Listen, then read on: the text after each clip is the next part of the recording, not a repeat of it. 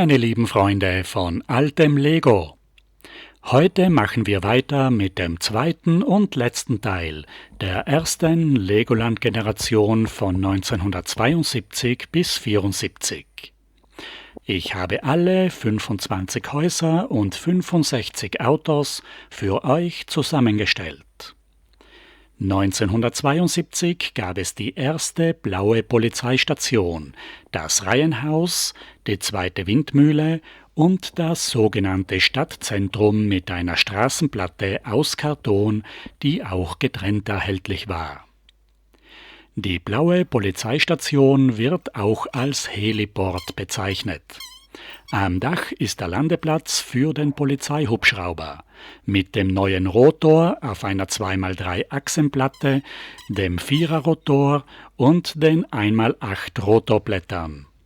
Bei diesem Set gibt es das erste Polizeiauto mit dem bedruckten 2x3 Stein. Die Einfahrten sind mit grauen Fliesen gepflastert. 1972 gibt es die neuen Verkehrszeichen für die Noppenplatten. Wir haben noch die alten, kleinen verglasten Türen und Fenster. Über dem Hubschrauberlandeplatz ist ein Tower mit einer Fernsehantenne. Beim Reihenhaus ist ein gelber Sportwagen dabei, mit einem roten Verdeck aus den flach geneigten 33 Grad Dachsteinen. Derselbe Sportwagen in Weiß ist auch beim Stadtzentrum dabei. Das Hauptgebäude ist eine Doppelgarage mit einem angebauten Lagerhaus und davor stehen 2 Shell-Zapfsäulen. Bei diesem Set ist neben dem weißen Sportwagen auch der gelbe Frontlader dabei, ein roter Lastwagen mit gelber Kippmulde und ein blauer Lastwagen mit schwarzen Rungen auf der Ladefläche. Auf einer 14x14 Grundplatte steht ein hoher Turmdrehkran, mit dem man das Ladegut umladen kann. Auf den 7 Steinen hohen Stützen sitzt der Drehteller. Die Winde ist im Führerhaus eingebaut. Den Lasthaken können wir an der Zugöse einhängen. Die Winde hat einen Metallhebel. Mit dem Scharnier am Dach kann man den Ausleger einholen und ausfahren. Der Kranwagen ist rund um die eigene Achse drehbar. Wir verladen jetzt das Stückgut auf den zweiten Lastwagen, dem dreiachsigen Muldenkipper, und fahren dann nach hinten zum zweiten identischen Turmdrehkran. Der rote Turmdrehkran ist das einzige Eisenbahngebäude zwischen 69 und 74. Es ist ein Eisenbahnset mit einem blauen Flachwagen. Bei dieser Generation lasse ich die Eisenbahn vollständig weg. Das sind jetzt 72 die ersten Waggons, bei denen Achsen und Kupplungen fest an die Fahrgestellgrundplatte montiert sind. Bei der neuen Windmühle haben wir die Dächer aus flachen 33 Grad Dachsteinen. In der Einfahrt steht ein kleiner Lastwagen, mit dem man an der Rampe beim Lager die gelben Rundsteine als Mehlsäcke aufladen kann. Jetzt schauen wir uns noch 2 Baumaschinen-Einzelpackungen an. Den kleinen Kipplaster, der viel einfacher gebaut ist als das Modell aus dem Stadtzentrum. Und ein Sattelschlepper mit einem Schwenkschaufler, so steht es jedenfalls im Katalog. Es ist ein Armpacker, der auf die Ladefläche eines Sattelschleppers aufgebaut ist. Solche Fahrzeuge sind früher oft für kleine Grabungsarbeiten verwendet worden. Der Bagger war allerdings meist auf normalen Lastwagen und nicht auf Sattelschleppern aufgebaut. Hier kommt der rote Personenwagen und hat auch schon eine Banne. Er war im Set mit dem dreiachsigen Abschleppwagen enthalten mit dem blauen Abschlepphaken. Er kann jetzt das Auto in die Werkstatt bringen. Jetzt schauen wir uns den gelben PKW mit dem vollkommen neuen blauen Fahrzeugtransportanhänger an. Der ganze Anhänger mit Kupplung, Rampe und Kotflügel ist aus einem Guss.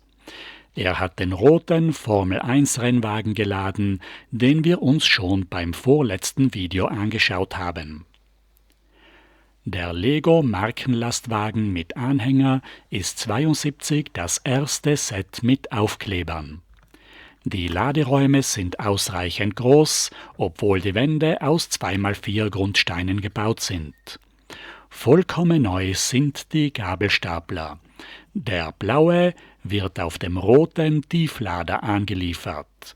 Und er hat auch gleich schon eine Palette Ladegut mitgebracht. Im Hubmast ist eine Feder. Jetzt klappen wir die Laderampe aus und fahren mit dem Stapler vom Tieflader. Wir schließen die Rampe, stellen den Tieflader-Sattelschlepper zur Seite und stellen die Palette in den Laderaum der Zugmaschine. Mit dem Federmechanismus kann man den Stapler ganz feinfühlig und vorbildgerecht steuern. Ein zweites Set war der gelbe Gabelstapler mit Anhänger und 2 Paletten. Der Anhänger ist mit einer Kugelgelenkkupplung angehängt. Jetzt heben wir auch hier eine Palette vom Anhänger und stellen sie in den Laderaum des Anhängers vom Lego Markenlastwagen. Der gelbe Stapler ist ganz anders gebaut als der blaue und hat einen schmäleren Radstand wegen der Anhängekupplung. Jetzt ist alles verladen, wir können die Türen schließen. Mit diesen hässlichen, alten, abgenützten Aufklebern und der erste Lego-Markenanhängerzug kann jetzt abfahren und seine Ware ausliefern. 1972 gab es auch noch ein kleines blaues Sportflugzeug mit einem Miniradsatz als Fahrwerk und 2 Fliesen als Seitenleitwerk. Es muss jetzt mitten im Stadtzentrum notlanden und wird vom gelben Auto mit dem Fahrzeugtransportabhänger abgeholt. 1975 gab es dann ein richtiges Set mit einem gelben Flugzeug. 1973 gab es eine neue weiße Feuerwache, das bunte Schweizer Haus, die Raketenstartrampe und 8 neue Fahrzeuge. Bei der Feuerwache gab es 3 Autos mit gelb-blauen Blinklichtern und einem kleinen Lego-Schriftstein. Die Drehleiter ist genau dasselbe Fahrzeug, das schon 1971 herausgekommen ist. Mit großer Mannschaftskabine, zweifach ausziehbarer Drehleiter und einem kleinen Anhänger. Das dritte Auto ist der Rüstwagen mit einer Motorpumpe und einem Geräteraum mit 2 Türen. Die Feuerwehrhalle ist aus Rundbögen gebaut. Das Polizeiauto von der Polizeistation gab es in einem zusätzlichen Einzelset mit dem Polis-Schriftstein und dem aufgesetzten Blaulicht. Ein Set mit besonders vielen Aufklebern war der Rotkreuz-Hubschrauber und der Krankenwagen. Obwohl es bei älteren Sets schon bedruckte Steine gab, enthält dieses neuere Set ausschließlich Aufkleber. Genauso der neue Krankenwagen mit der 1x1-Fliese und dem Rotkreuz-Aufkleber am Dach. Sonst baugleich mit dem alten Modell von 70. Ein neues Fahrzeug ist der rote Oldtimer. Bereits 70 hatten wir einen gelben. Beim Schweizer Haus haben wir die neuen kleinen Fensterläden mit Scharniersteinen zum Zuklappen. Unter den 3 neuen Lastwagen gibt es einen 3-achsigen Autokran mit einer langen Motorhaube. Er ist auf einer verlängerten Grundplatte gebaut, auf der Ladefläche hat er einen schwarzen Drehteller und einen Kranwagen mit einer schwarzen Seilwinde. Der Ausleger besteht aus einem langen und einem kurzen Scharnier. Mit dem Kranhaken kann man die Lasten hochheben. Den Kranaufbau kann man vollständig um die eigene Achse drehen. Das Scharnier ist am Dach zur Hälfte in eine Aussparung eingesetzt und man kann den Kranarm viel schlechter höhenverstellen als bei den anderen Kränen. Der Sattelschlepper ist ein Kurzhauber mit 2 gelben Blinklichtern am Dach. Der Auflieger hat nur eine einzige Achse.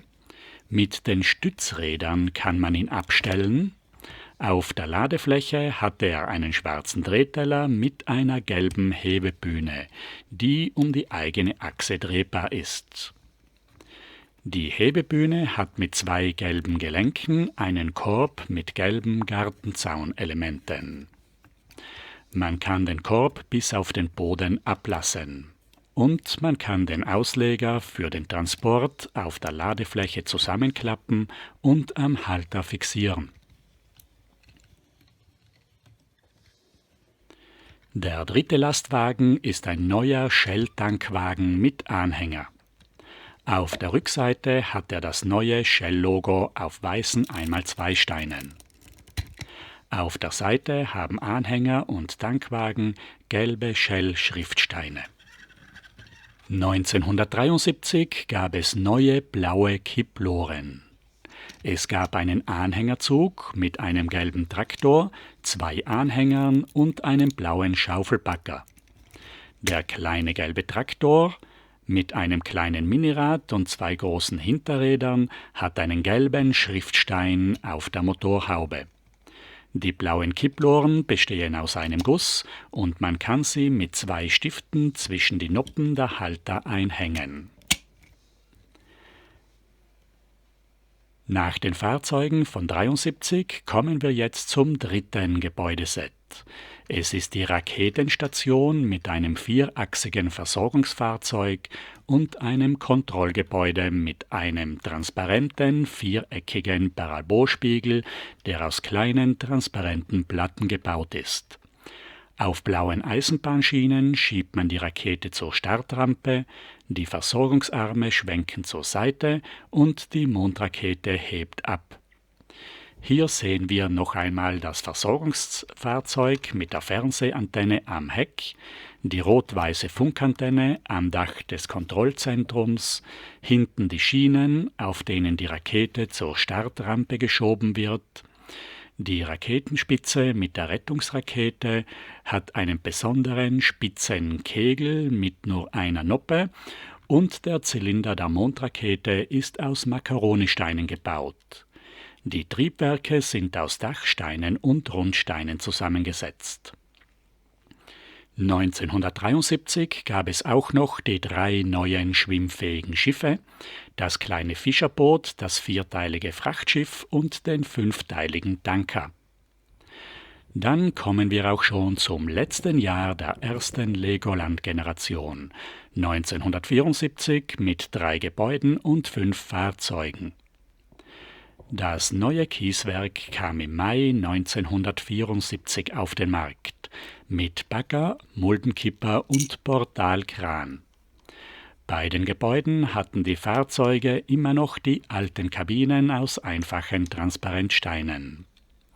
Das Kieswerk hat wieder eine Garage und einen Verladeturm mit einem roten Förderband. Für die Verladung gibt es hinten eine dritte Einfahrt in den Turm. Es waren 7 weiße Einser als Kies dabei, das man über das Förderband hinaufkurbeln kann. Im Verladeturm fällt es dann ohne Silo und ohne Trichter direkt in den Lastwagen. Das ganze Gebäude ist mit schönen Rundbögen aufgebaut. Einen ähnlichen Muldenkipper gab es auch als Einzelset mit einer neuen Windschutzscheibe. Statt den bisherigen einfachen Transparentsteinen ist die neue Windschutzscheibe 1 Stein und 2 Platten hoch. Die Kippwanne gab es ja schon seit 1973. 1974 ist die gefederte Greifschaufel neu. Es gibt einen Portalkran auf 2 blauen Eisenbahnschienen, mit dem man das Kies aus dem Bunker auf den Lastwagen verladen kann. Mit der Seilwinde und Metallkurbel ist das Seil an der Greifschaufel angehängt. Die Greifschaufel hat auch ein Kugelgelenk, die man in eine besondere Krankupplung stecken kann, wie bei diesem Greifbagger auf einem 4-achsigen Lastwagen. Dieses Set hat zweimal die neue Windschutzscheibe. Einmal an der Lastwagenkabine und einmal am Führerstand des Drehkranes.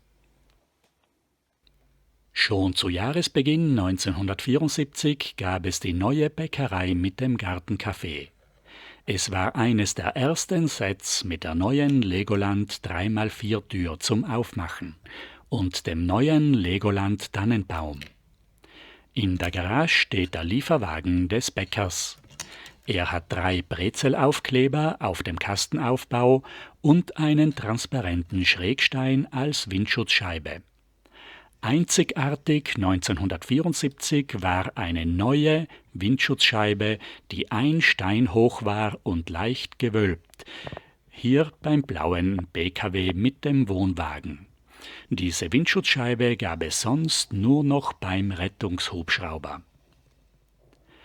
Die kleine neue Shell-Tankstelle mit den 4 Zapfsäulen ist das 3. Gebäudeset von 74, auch mit der neuen 3x4-Tür. Die Zapfsäulen haben transparente 2x3 Steine und es gibt das alte Tankstellenschild mit dem neuen Shell-Logo. Neben den großen Flugzeugen, die ich euch schon gezeigt habe, gab es einen kleinen gelben Doppeldecker, erstmals mit dem neuen Propeller. Der große rote Rettungshubschrauber ist das 2. Set mit der einzigen kleinen gewölbten BKW-Windschutzscheibe. Am Heckrotor haben wir wieder den neuen Propellerstecker. Hier sehen wir nochmals die schöne Wölbung der einzigartigen Windschutzscheibe. Das waren jetzt alle Sets der ersten Legoland-Stadt. In der 2. Generation ab 75 kommt mit den ersten Minifiguren Leben in die Stadt. Bevor wir dazukommen, schiebe ich am nächsten Mal noch ein Video über Minitalia und die Großkopffiguren ein. 2 wichtige Neuerungen von 70 und 74. Ich bedanke mich bei euch ganz herzlich, dass ihr heute zugesehen habt und wünsche euch allen noch ein wunderschönes Wochenende. Auf Wiedersehen.